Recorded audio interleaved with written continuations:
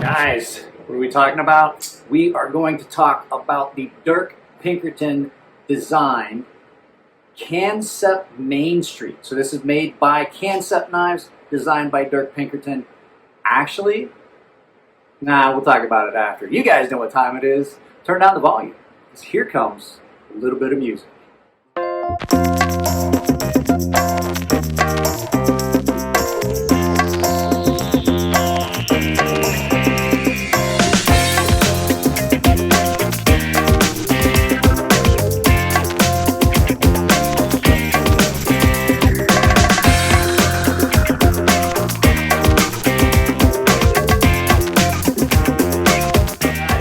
Playing behind me is Mythical Kitchen.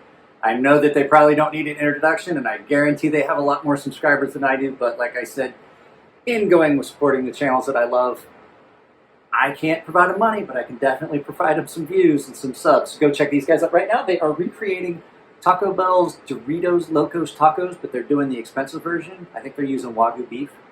All right, that being said, I will definitely put a link to that down below. Guys, this is the Kansept Main Street, designed by Dirk Pinkerton. This is a knife that I didn't think, at first I said I didn't know if it was going to be a knife for me. There were things about it that I wasn't sure about. Now that I've carried it for a little bit, guys, I can honestly say I only have one thing to say about this knife that is at all even close to negative, and it's not the pocket clip. Surprisingly enough, it's not the pocket clip. So, that being said, let's meet up down at the counter and take a good close look at it, because I really do like this knife. And Dirk really had some design cues on this that I find really, really pleasing. Like I said, first I wasn't sure. Now I've had it. I kind of like it. Let's meet up down there and talk about it. All right, guys, this is the Dirk Pinkerton design Main Street, done by Kansept Knives. Now, this is the second Kansept knife I've had come in. Actually the third, but this is the second one I've actually carried. The other one's still in the box. We only just did the unboxing the other day. At first, I was kind of apprehensive. I found some things about this knife, and I was just kind of unsure until I really carried it and I used it. And you want to talk? I mean, I honestly can tell you it got used enough. I am going to have to sharpen this before I send it back to Jared. So, really did like this after carrying it for a little bit. It definitely did change my mind. So let's go ahead and we'll get some specs. Okay, so you are looking at a 3.36 inch 154 cm Wharncliffe blade with a blade stock thickness of 125 blade stock thickness. Let's go ahead and we'll take a look at it. Middle button, remember that, Mike, it's the middle button. Let's go ahead and measure that out. Let's see what they've got here. 0.125.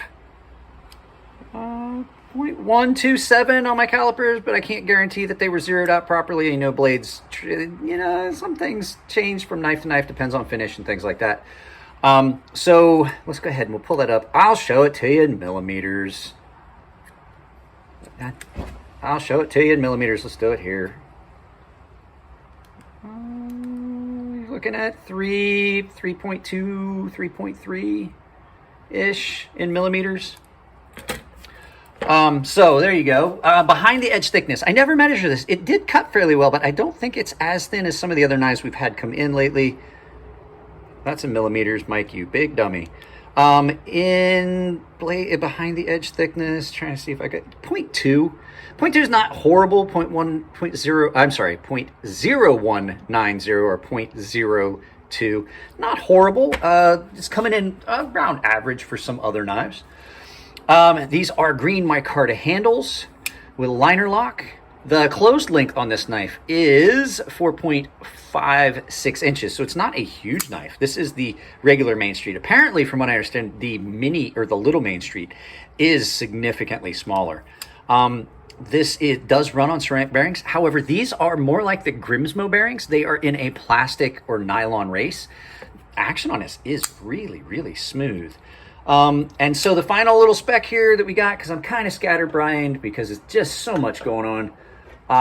They have it listed as 4.9 ounces. So let's go ahead and we'll do it in grams first for those of you that do not use Freedom units. 108 grams, that's not a heavy knife at all. And in ounces, we're going to probably come in right about, mine's probably going to tell us like 4 7/8 or, ooh, Okay, 3 3/4. But like I said, I can't attest to the accuracy of this scale, even though it is a Nick Shabazz certified gem. Let's get that out of the way. Okay, let's actually talk about the knife. So I'm really excited about this because this is one of those knives that on first blush, I was not a fan of. I didn't think. And then I carried it, and it cuts well, it carries well, it's nice, and it has some design features to it that I just find super, super attractive. First off, this knife does not have an exposed liner. The only place you can see the liner is down here. And then you have this typical Dirk Pinkerton type jimping there and there, and it is attractive. I like that jimping. You have the same thing here. Now, I will tell you, I wish that this was closer to the jimping that was on the Arroyo, another Dirk Pinkerton design that I really liked. But if you can just look at it and say, okay, it's just there for aesthetics, and get past the fact that the jimping really isn't all that functional, I'm sorry, it was bothering me, it was crooked. If you can get past just the fact that it's just there pretty much as aesthetics, and just realize that, and just chalk it up to that, it does not detract. It's the only problem I found with this knife.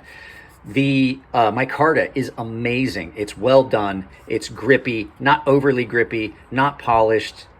It's going to patina well over time. The pocket clip, guys, you know I hate most pocket clips. This pocket clip, amazing, amazing pocket clip.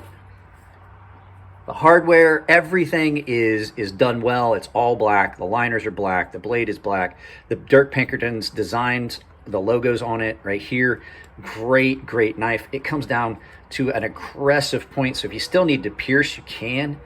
It's just everything about it is just pretty much spot on. I wouldn't say it's like up there that I would say it's like knife of the year, but as a good, solid, all-around knife that hits a lot of wickets, it's pretty good. I would say I'd rather that they had done this in a steel closer to like 14C. I like 154 CM. It's just not one of my favorite steels. I like 14C. If they'd done it in a D2, those steels just happen to take a more aggressive edge, which on a Warney like this would be great. However, you can always just sharpen it to a lower grit and give it a more aggressive edge. So you guys can see, I did use this knife enough that you can see it definitely needs sharpened. There's a lot of edge deformation and dullness to that now that there wasn't. So that should tell you I did carry and use this knife a lot. Thumb stud deployment, action is good. The ceramic detent is just about the right amount of detent for a thumb stud deployer. And I mean, just look at it. It is an attractive knife. Dirk has a design philosophy that carries through on his knives that just, I dig it. And at first I looked at it and I'm like, I don't know. But then, it grew on me. It really did grow on me a lot. And I like it. I like everything about it pretty much to make it a good, solid carry.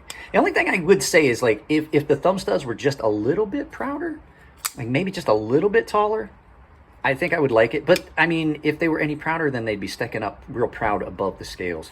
And like I said, that nice, clean look that you get from not being able to see on the liner except just right there at the lock bar definitely gives it a clean appearance. So I mean, I don't really have much else to say about this one, except, guys, I'll give you the price point. I was kind of surprised at the price point on this one too.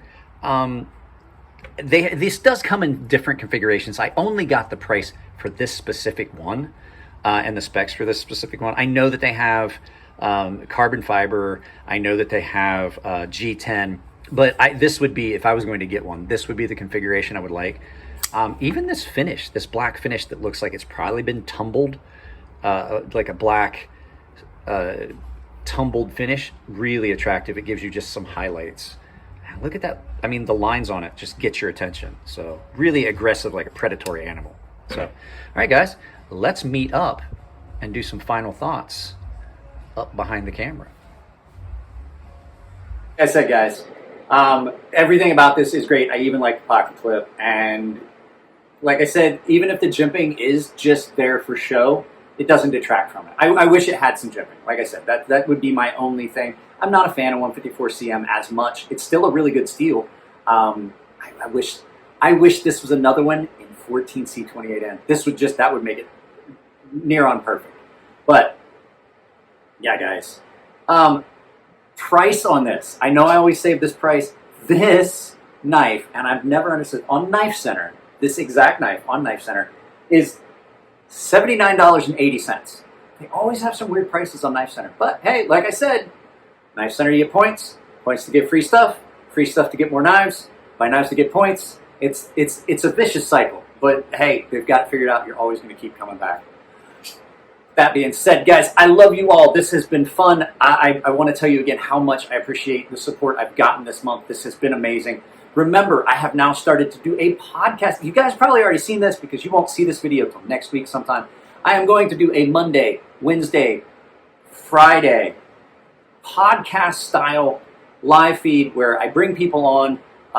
Last Friday, today, was Russell Safiato. I haven't filmed it yet, but you guys already saw it. Russell from Artisan Cutlery. Great guy talking about things. I'm going to try and bring on people from the knife industry. I'm trying to bring on other makers. We're going to bring on people that are other reviewers. I've already got people that have rogered up to do it. We're just going to get it all scheduled out. Sometimes it's just going to be me, but just another little aspect. You guys are paying for this. I may as well add it to content. If I can't work, I may as well treat YouTube like a job. And let's just do it that way. This is now my job until I can go back to work. So if you want to support the channel, there is a membership tab down below. It only helps things get better. You can join on a monthly membership. There's 3 tiers. The top 2 tiers are eligible for giveaways. The premium tier does get giveaways more often, but I do giveaways for everyone. The month of August right now, I don't have it here, but I am giving away a CJRB Crag to the baseline and premium tier members, the two top. Just looking doesn't get entered because specifically that was just looking. You guys just only get early access to videos. So, guys, if you like them, give them a thumbs up. If you don't like them, give them a thumbs down. There's affiliate links down below that have tools and knives and all kinds of stuff in it. If I can find that knife on Amazon, I'll put an affiliate link to it down there. And yeah, if you can support the channel, if you can't, you got shirts at Ember Shirt Co. Like I said, if you like just a specific video, you can do like a super chat. It's called Super Thanks. Now, they keep changing things. They keep changing things. It's so hard to keep up with it. Guys, if you're in the comment section, please keep it clean. If it's your birthday, happy birthday.